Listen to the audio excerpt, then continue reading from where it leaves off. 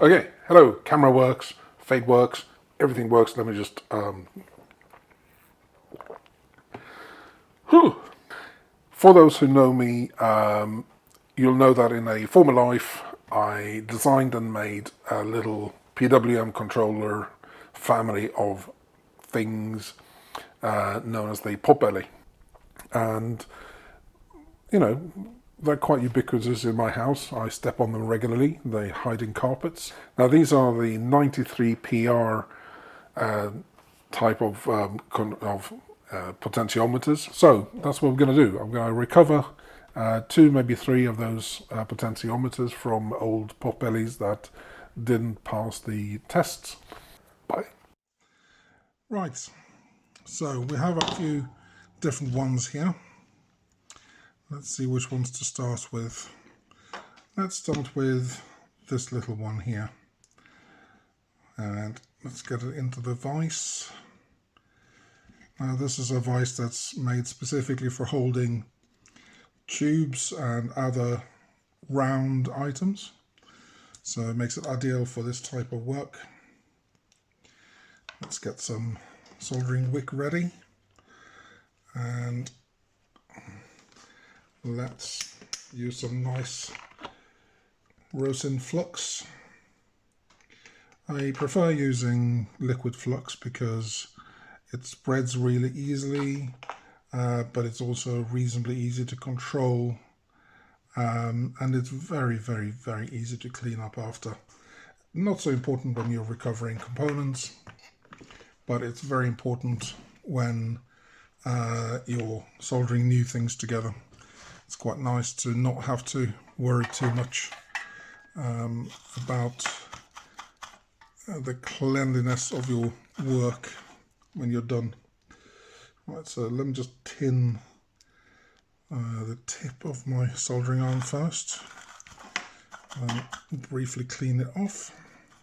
Make sure that I have a good clean tip to work with, and let's just do some wicking on the solder points where this potentiometer is mounted to the PCB.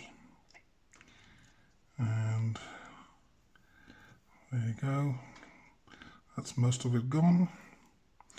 Let's get rid of this POS lead here as well. That's it. Right, let's see how far we get with that. So look at the PCB in its cleaned up state.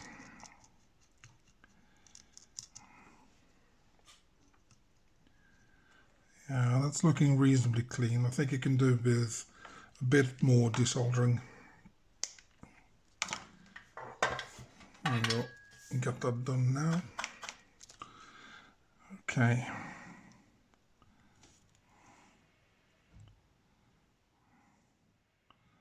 Let's see if we can get this working.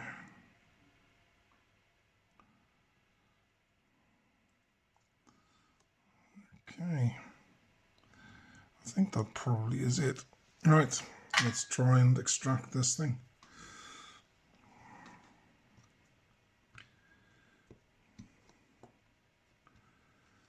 Go. Let's take it out of the vise to make it easier to handle. And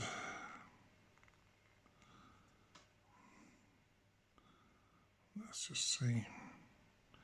It looks like we might have to desolder a little bit more on one of these contacts. Let's have a look.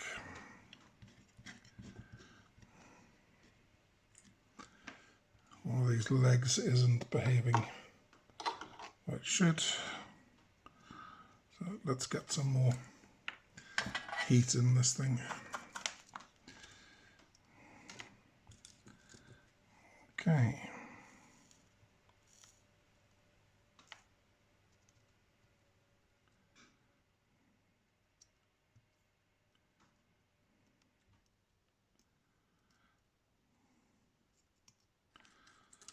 that should be it.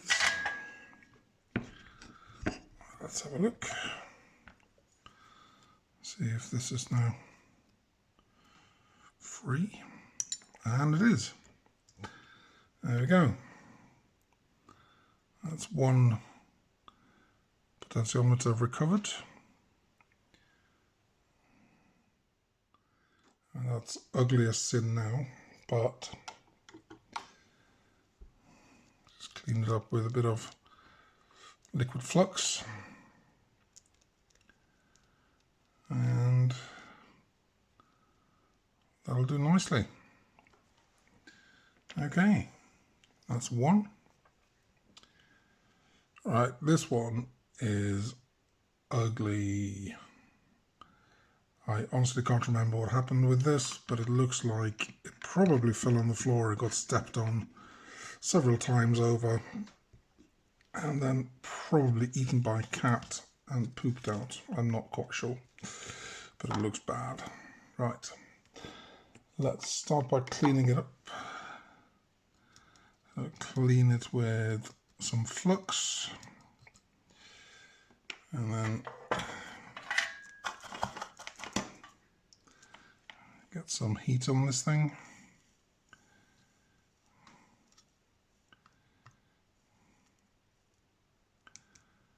Oh yeah, I think this one was soldered using lead-free solder, which is not generally the best. It tends to be quite ugly on homemade things. It's a real shame that leaded solder isn't as easily available as unleaded. So I'm sure a lot of people who try out soldering for the first time will be using lead-free solder and then give up essentially because they just can't make the solder joints look nice, can't make them electrically sound, and it's just a pain. So I suspect that some people just give up, and you shouldn't. You should get hold of good quality solder and good quality tools and keep doing what you love.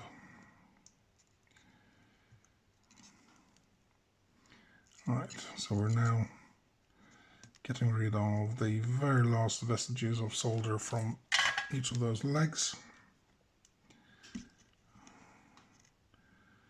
And that should now be free.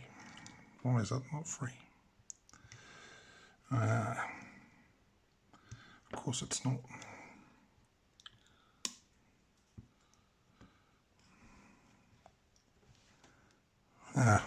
We have a broken potentiometer. That's why. So this potentiometer was obviously harmed before, and as you can see, it's just flaking off. The insulation is just coming apart, so that one goes on the scrap heap, I'm afraid. Right, let's go for a different model, and this time we'll go for one of these. And let's do the same thing there. Plenty of solder, or flux rather, plenty of flux. We want to really saturate this area with flux. And then let's get some fresh desoldering braid.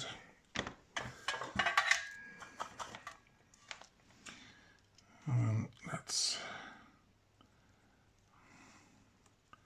start by desoldering this giant voltage regulator. There's a lot of solder on this thing. I designed this to be very resilient, so there's lots and lots of solder applied for it to really cope with the demands of the application is intended for.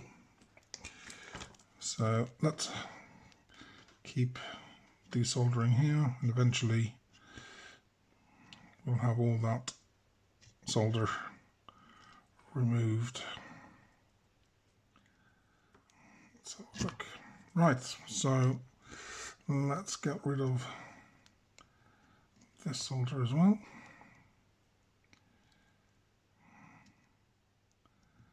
And this solder.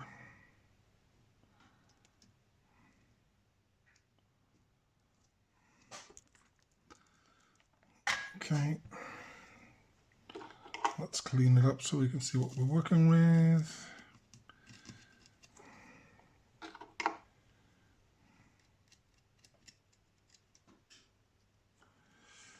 Let's see if we can. Yeah, so these legs are now loose, which is great. And we'll use a pair of pliers to just heat up. Just use the pair of pliers here to heat the pad and get it all the way hot. There we go. So the voltage regulator's out, and I suspect we should get this out as well. We don't have to. Alright, okay. So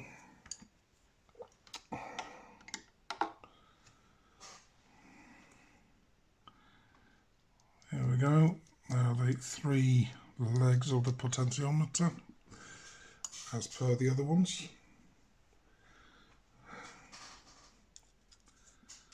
And let's desolder these as well. Let me just tin my iron a little bit, just to make sure that that's up to par. There we go. Now have a clean and nice solder iron. Right, let's suck up all this solder here.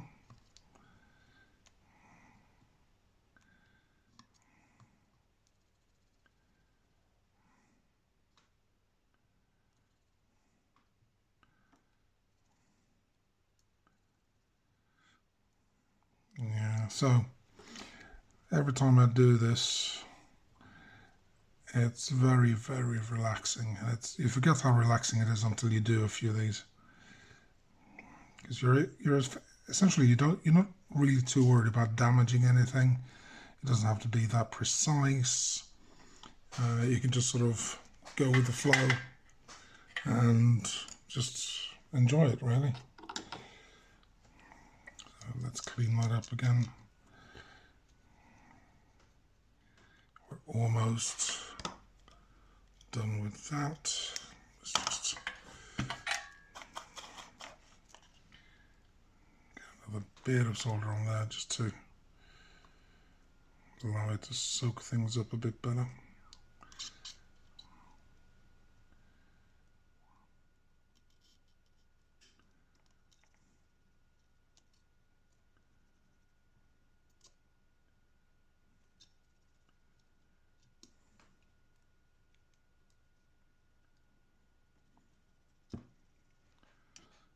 Okay.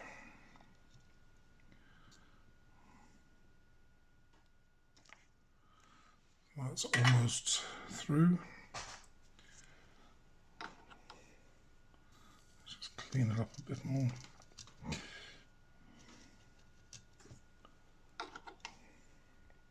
So recovering components like this, even though the components themselves are not that expensive, if I can do this, that means that I have more components I can develop new products with without having to buy new ones. And $2.40 saved is $2.40 saved after all, plus shipping and all that sort of malarkey. So there we go. That's one successfully rescued potentiometer. That's 2 we've done so far. Let's do another one of those. So that was actually quite fun. because all of the major components are on the back side of this PWM unit. So there's not really a lot of components to watch out for. It's just getting rid of this really big voltage regulator. And that's the main issue with this type of PWM, is the regulator. So just tin the tip a little bit there. Right. So we're now going to suck up all this solder here.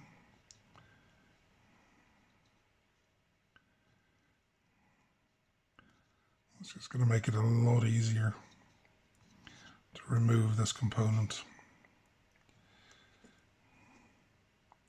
Same goes for these components here, these legs.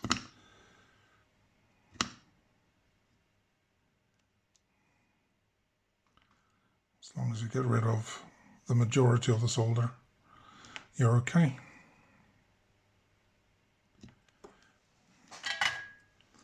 Right. Now I always like to clean, you don't technically have to clean the area as much as I do, but I like to know what I'm doing, I like to see what I'm doing, and ultimately I want you to see what I'm doing. Right, let's try doing a left-handed swap here. Right, so I'm going to heat up the pad, wait until it's heated through. Once the pad heats through, we'll be able to lift this component quite easily, I hope. There we go. We can actually just bend that backwards or forwards, it doesn't make any difference at this stage. Right. So that basically frees up this last little leg, which is hidden by that component when it's on. So again, let's tin the tip a little bit, and then let's go and soak up as much of this solder as we possibly can.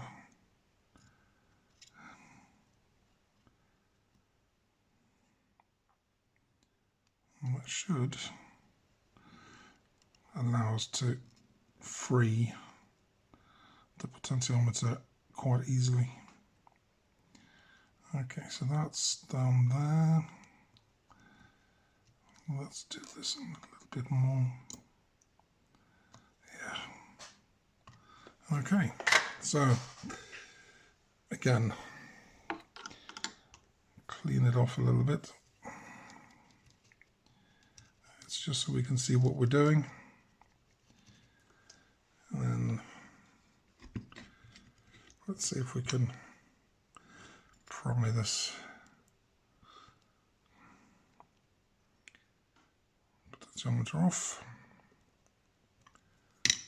And there we go.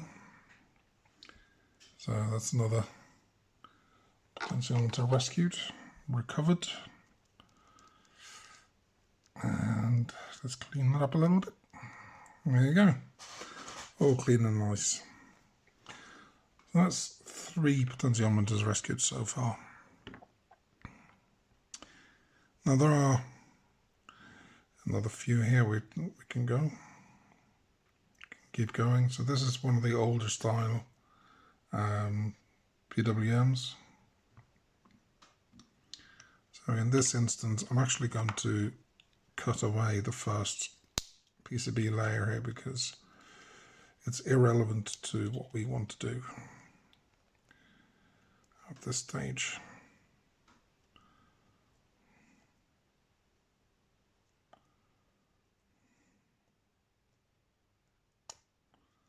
There you go.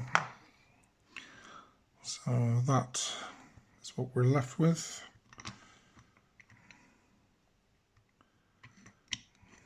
Let's pop that in the vise.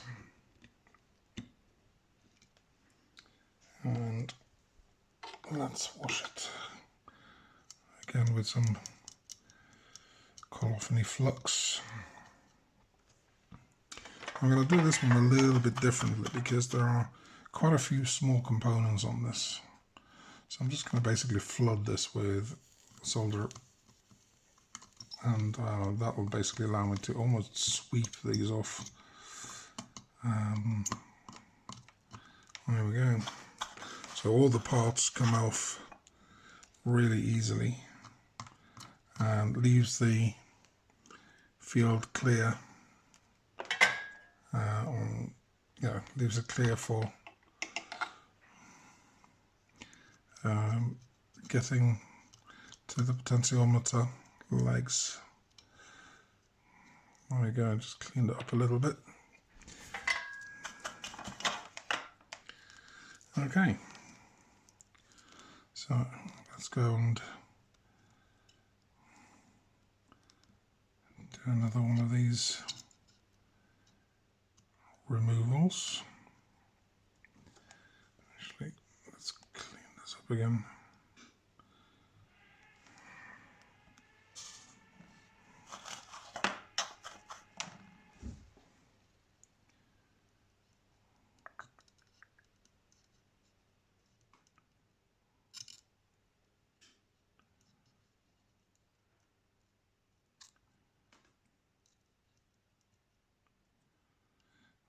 Yeah, so this one was an earlier version of this PWM unit, and as such it used a fairly standard, if complicated, schematic.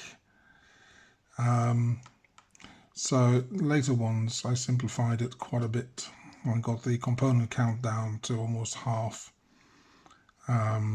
And as a result, the newer ones are far easier to desolder as well. They're just not as feature, well, as component rich, I suppose. Exactly the same features, i.e. you put a voltage through it and you use the PWM circuitry to regulate that voltage. So there's nothing different there. It's just how many components do you need to do that? And turns out not very many. But early on, I followed a very almost prescriptive way of making these, which I've since stopped following because it's not as efficient as other schematics.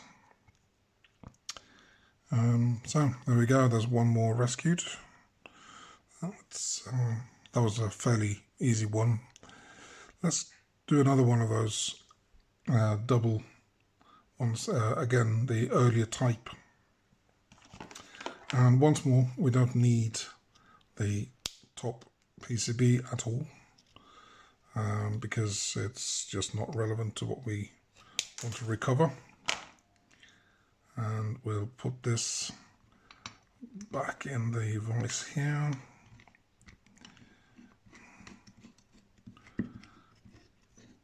And again, what we'll do is just basically flood this with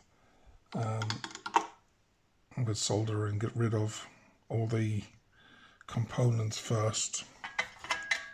Because once you do that, it becomes a lot easier to get rid of the solder which you do want to get rid of specifically.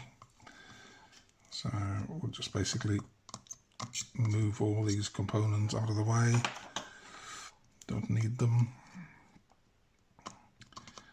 All of this can just go.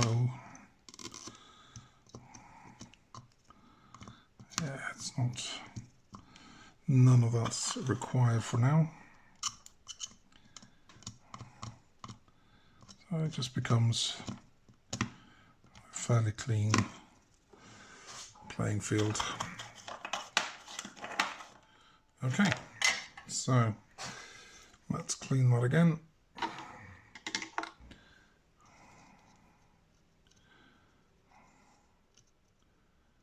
There you go. And let's do the desoldering. Now, some people ask me, how often should I snip my desoldering braid? And the answer really is when it's saturated. When it's saturated, it can't really do much good. So yeah, snip any saturated points off, and there you go.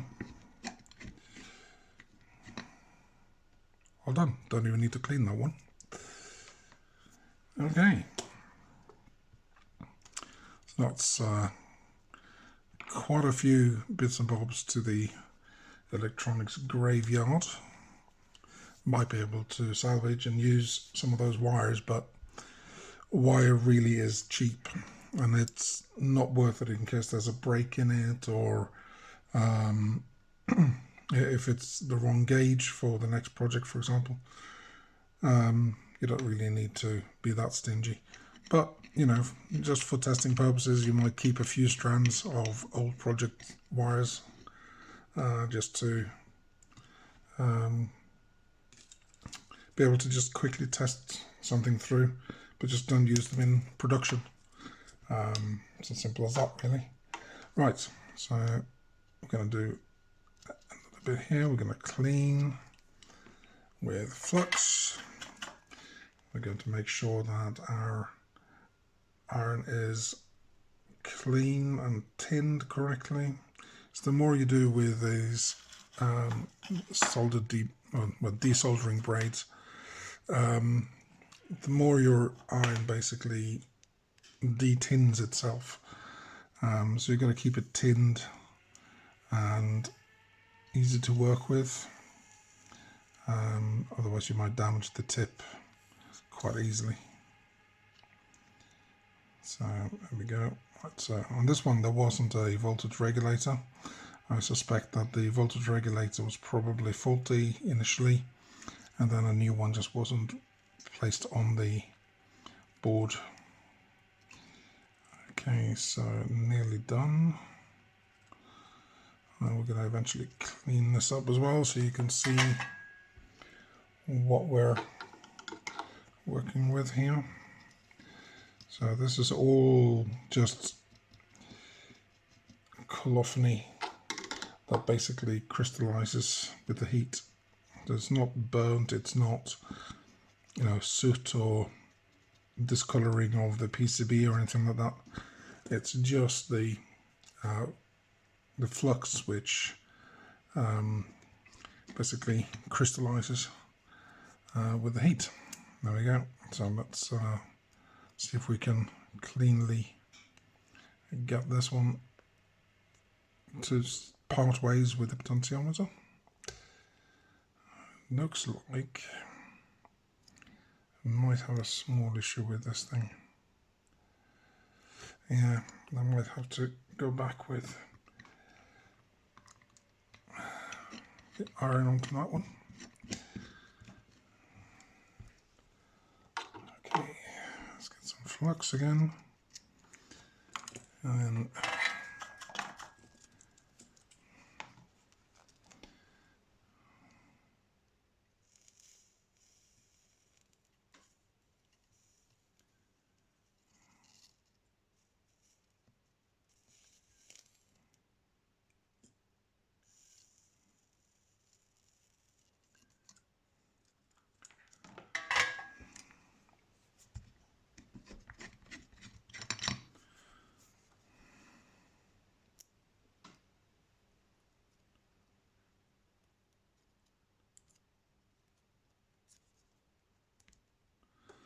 there we go.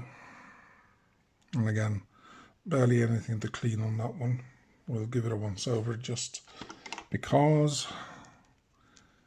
And there we go. Yeah, so when this was initially attached, the solder iron must have just nudged the outer plastic case here, so this would never go to a customer. This would only be retained as a testing unit. Right. This is the penultimate one for today.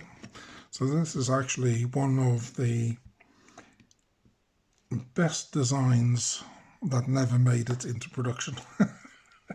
And the reason is because although it's actually quite a good design, I found that it took about twice as long to attach all the components and make sure that they all worked, as opposed to the more traditionally designed variants.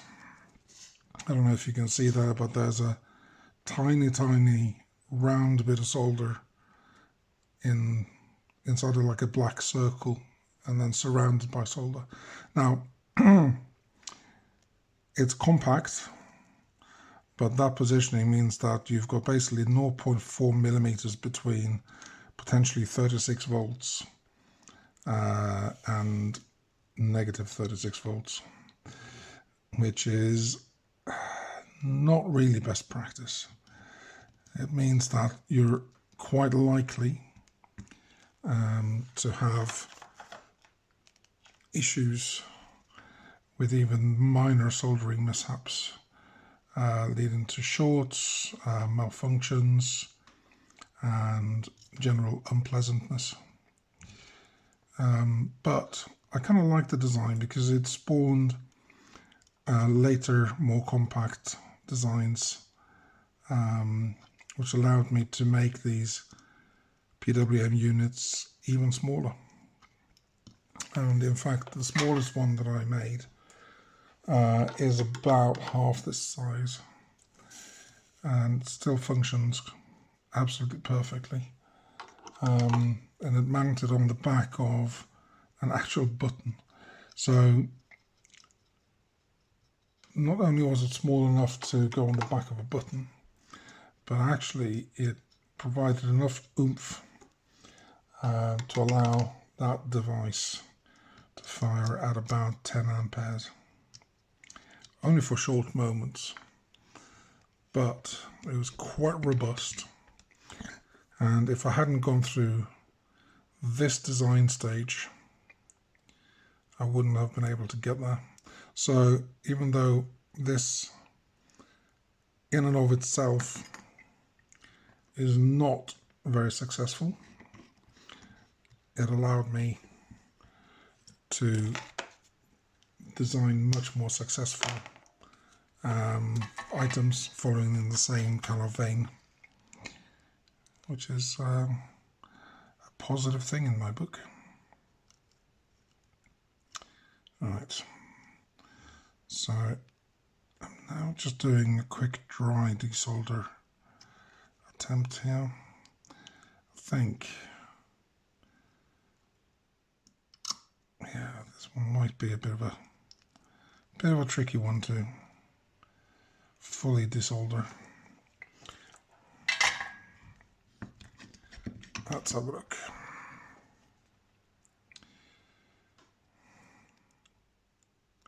Okay, so that's one.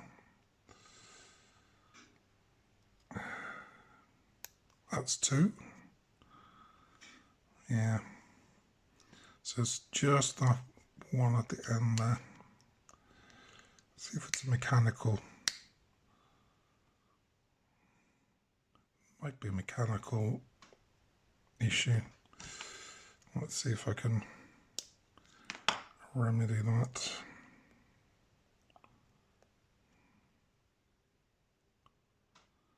Not sure, you know.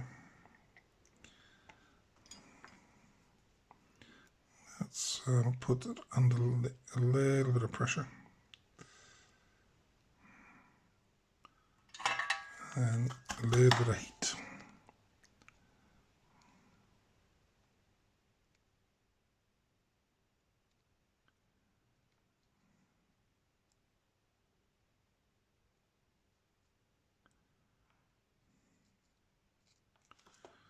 Not sure. It's almost like, yeah, I think there's like almost like a hook.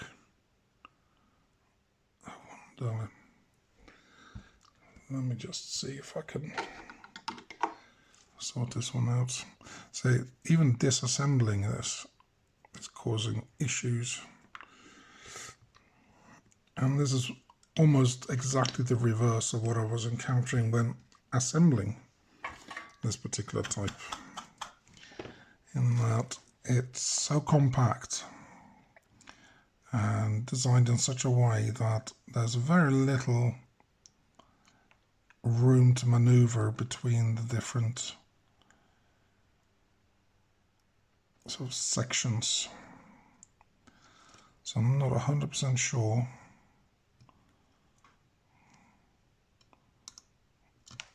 That might be it. That might be it.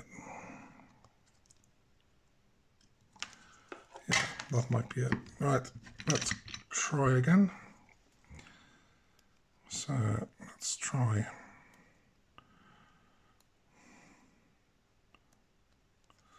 Yes. Right. So let's clean that up as well. Make sure that we're good. Yeah, that's looking lovely. That's ready for reuse anytime. Right, so this is the last one today. I'm actually going to clean this up a little bit because these are pretty hefty. Pretty hefty wires. So it's got to unbalance it on the vise here. Right. Let's put that in the vise like so. And give it a good wash.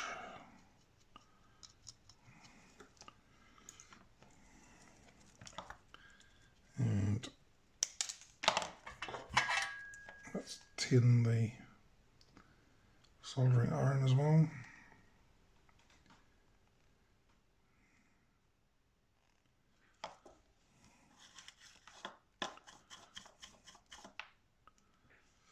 Right.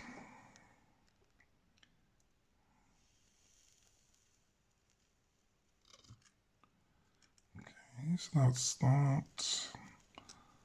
Let's get this one out of the only two.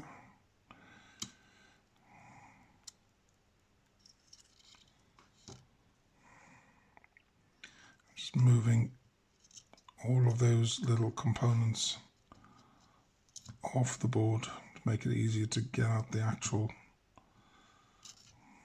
parts that we want to get to.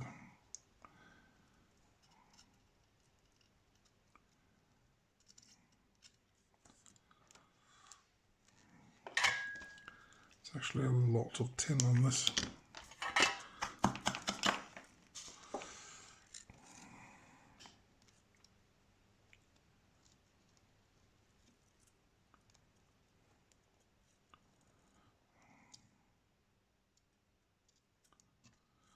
So that's the one. Let's get the last bits here.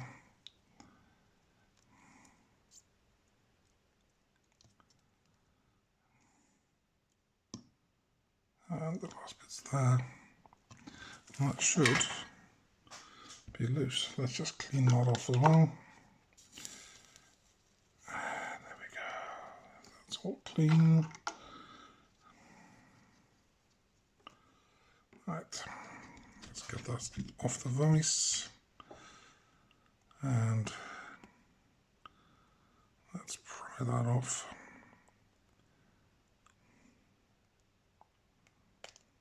There we go. Right, let's clean that as well. And here we go. So again, ready for reuse. So now that half hour, well, 40 minutes, that's 480, that's 960, that's about, well, let's say $20 That's not bad. A $20 saving for 40 minutes work. That's $20 I don't have to spend on ordering potentiometers just for testing purposes. So the value of recovering components like this is quite high because it allows you to spend the money where you need to spend it, i.e. on development and marketing and the actual tools of your trade. But for development purposes, unless you really have to, you really shouldn't have to buy any new components like this, because you can just as well use the ones that you recover from other projects. And there you go. There now is a little bit of a nest egg of potentiometers that I can use to start testing my next Popeli designs. Sorry, PWM unit designs. And yeah, that's it. So thank you for watching.